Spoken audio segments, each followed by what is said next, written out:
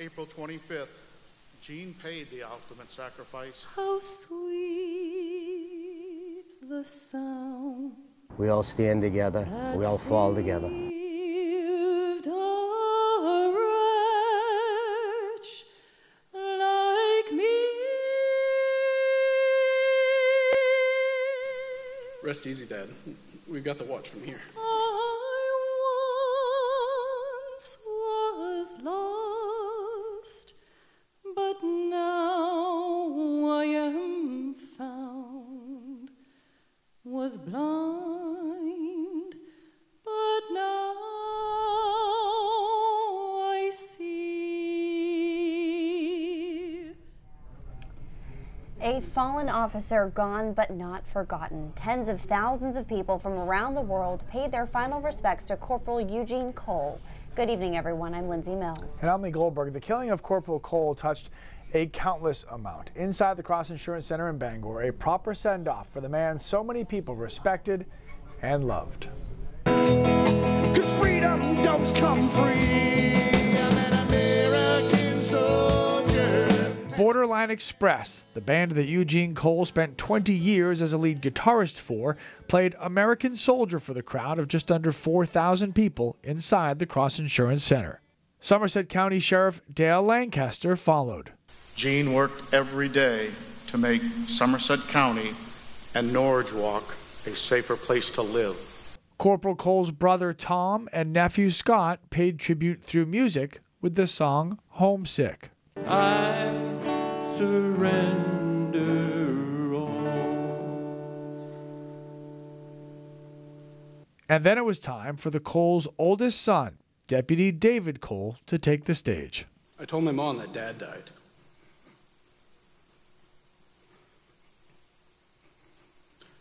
I watched the strongest woman I know break.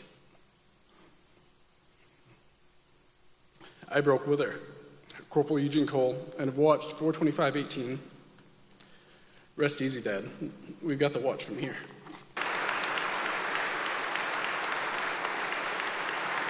After more music, Amazing grace. Eugene Cole received his final call from dispatch. Somerset to 1312. Somerset to 1312. Corporal Eugene Cole, a 13-year veteran of the Somerset County Sheriff's Office, was taken from us in the line of duty on April 25, 2018. Corporal Cole cherished working side by side with his work family in the communities he served. Gene, you are a hero and will be missed by all. God bless you and your family. Rest easy, Corporal Cole. You are now 10-7. We have the watch from here. I see.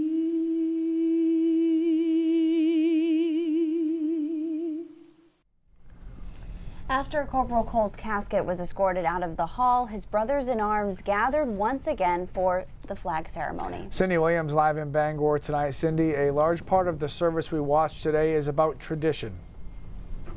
Yes, Lee, it's really all about honoring a lifetime of service and the sacrifice made for our safety.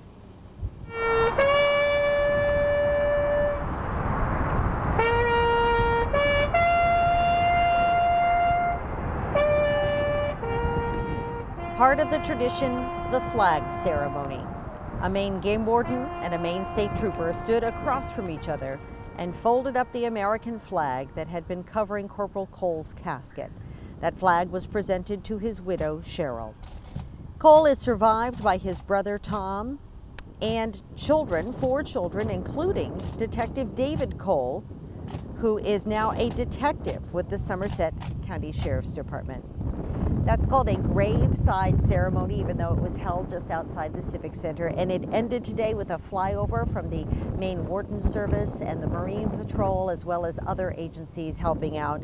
And at that point, after that, Cole's family was escorted to a private burial service. Back to you guys. Cindy, as you watched all morning, people just keep coming and coming and coming, and we watched the people on their way. Any way to gauge how many people actually showed up for this?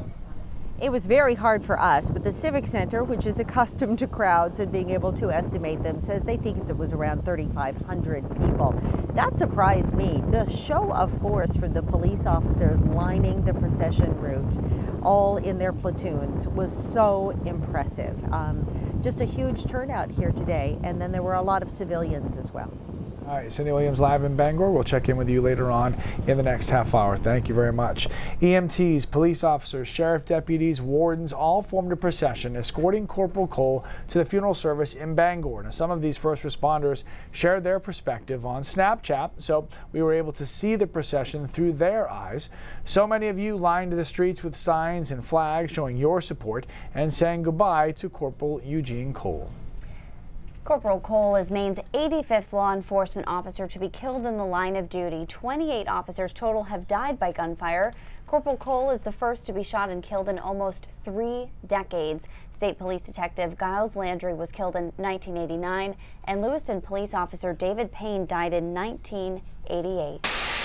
Now, Detective Landry of the Maine State Police was shot and killed on Friday, March 31st. When he was laid to rest, police cruisers stretched for miles, and officers stood in the rain at attention to pay their respects to the detective. And the last time the law enforcement community gathered together to honor one of their own was just last year when Fryeburg Police Reserve Officer Nathan Desjardins died in a boat crash. He was helping the Maine Warden Service search for a missing canoeist. Officer Desjardins was also an EMT. Today, officers from as far away as Alaska and Texas came to Corporal Cole's funeral, lending support for the Somerset County community. 5 members of one Massachusetts police department didn't hesitate to make a 300-mile drive only 3 weeks after saying goodbye to one of their own. The tragedy and, the heartache, and we know what it's like. Sergeant Frank Hennessy of the Yarmouth, Massachusetts Police Department buried one of his own officers just weeks ago.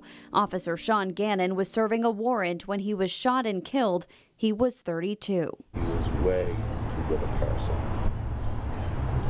to be taken so young. Still grieving their loss, his brothers in blue attended the funeral services for Corporal Eugene Cole. We all kind of grieve together. It's a brotherhood. It doesn't matter where you're from or what department you work for.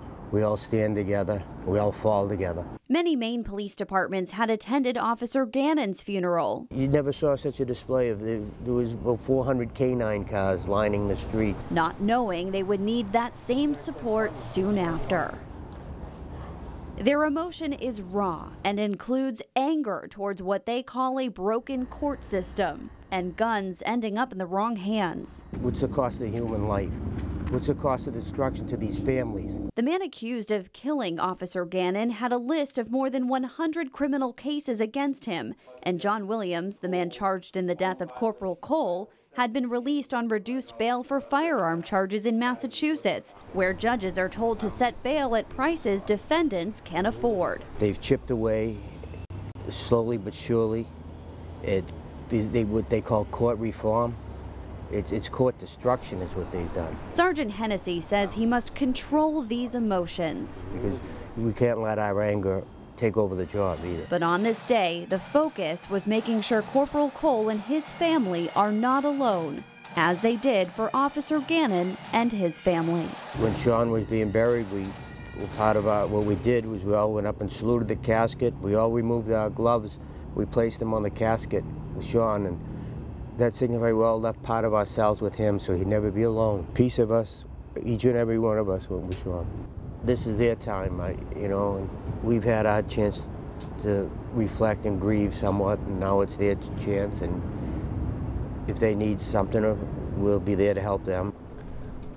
Officers flew in from all over the country. Some even got a free ride thanks to JetBlue. The airline gave away any remaining seats to area airports for law enforcement who wanted to honor Corporal Cole. Now, there were obviously a lot of people who couldn't make it to the funeral today, but that's why we have social media. It was super useful today. Val says, thank you to all law enforcement who are attending near and far. It means a lot to our little town. James says he and his wife wanted to say rest in peace, Gene, a true American hero who will be missed. We saw the black and blue flags all over the state today, a tribute to Corporal Cole and all who have died in the line of duty. Heather shared this photo of 2 boys wearing shirts that say, in loving memory of Corporal Eugene Cole. Heather says Cole made them feel safe every day. And a viewer shared this photo of a blue lobster caught off the coast of Cape Porpoise today.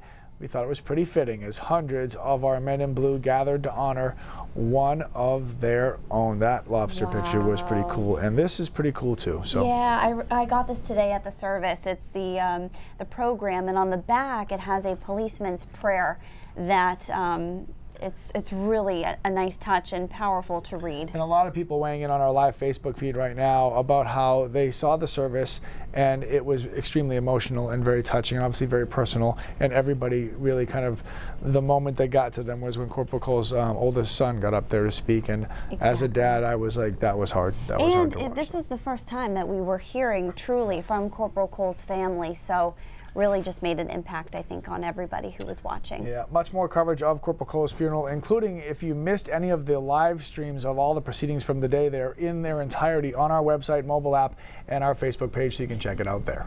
All right, still to come. I don't believe that anybody should be in a position where they can't be held accountable. A judge says the DHHS commissioner has every right to withhold facts about the murders of 2 Maine girls. That's later on Now.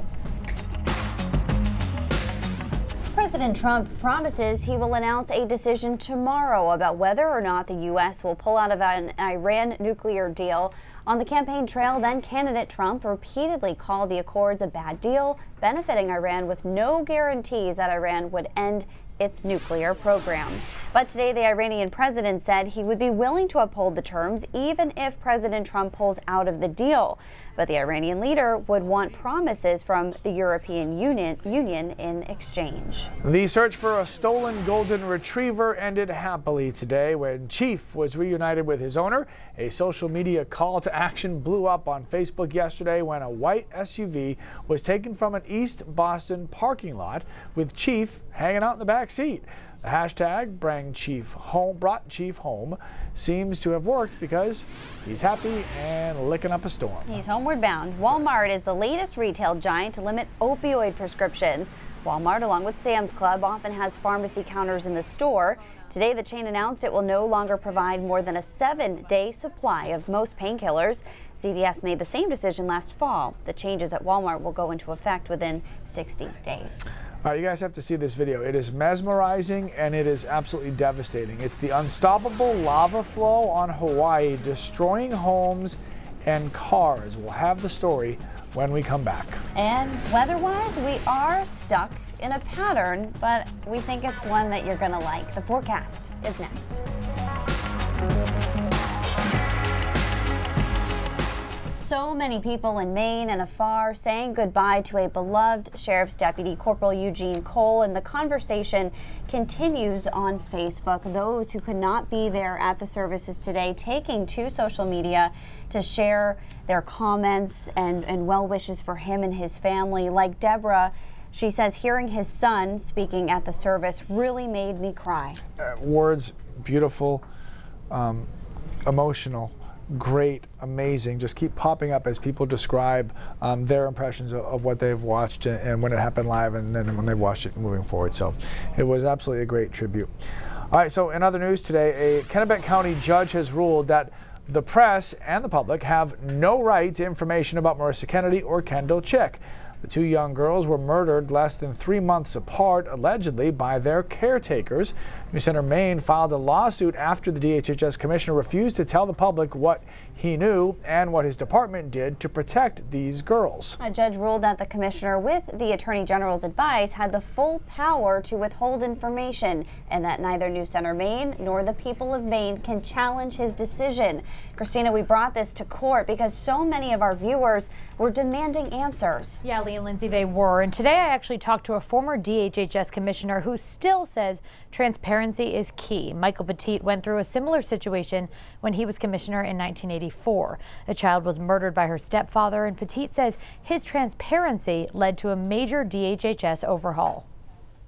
We tried to be as transparent as possible. It was 1984. 3-year-old Garyana Quinn was beaten to death by her stepfather. Michael Petit was the DHHS commissioner. He says his office immediately drafted a report of its involvement with Garyana.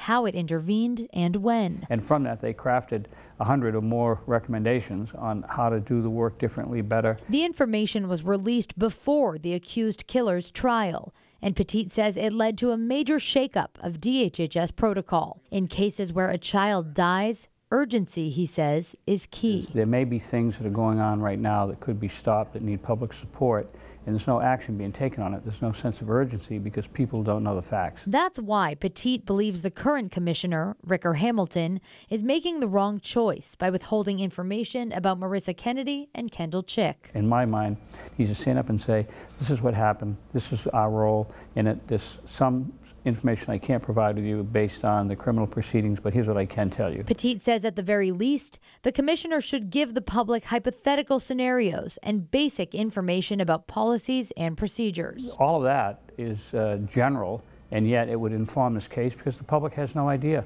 how they actually conduct their business. The judge sided with DHHS and ruled that the Kendall Chick and Marissa Kennedy cases are confidential and will remain so until 3 criminal trials are complete. Therefore, neither New Center Maine nor the average Mainer can access this information. Petit understands the judge's ruling, but doesn't agree with the commissioner's decision to stay silent. Openness is what fosters learning and growth and change on this.